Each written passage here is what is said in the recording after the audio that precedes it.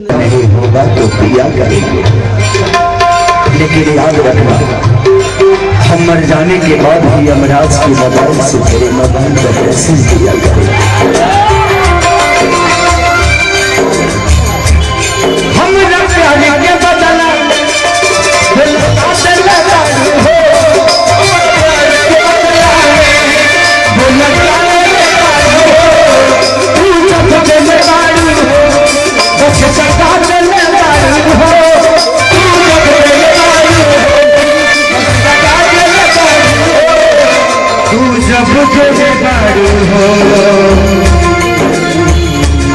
बस जगा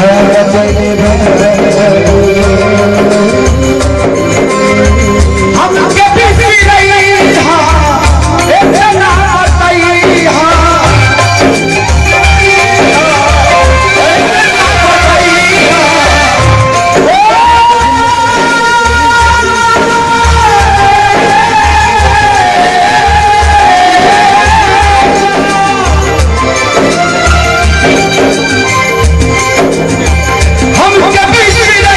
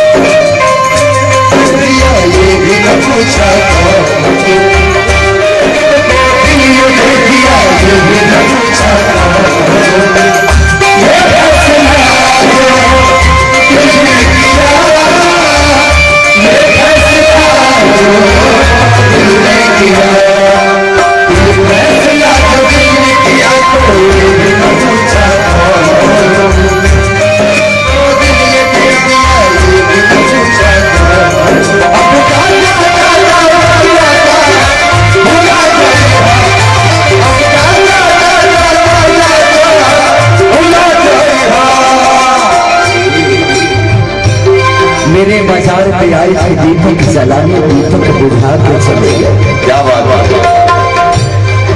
मेरे मजार पे आए थे दीपक जलाने, दीपक बुझा के चले गए। इतने बेदर्द सनम निकले कि दीपक का तेल भी अपने सर पे दबा के चले गए।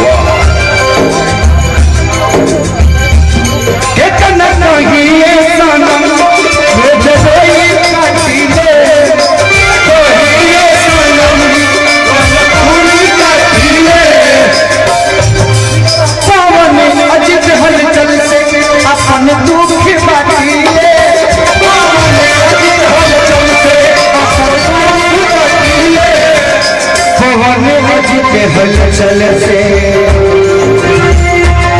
ये जाने दुख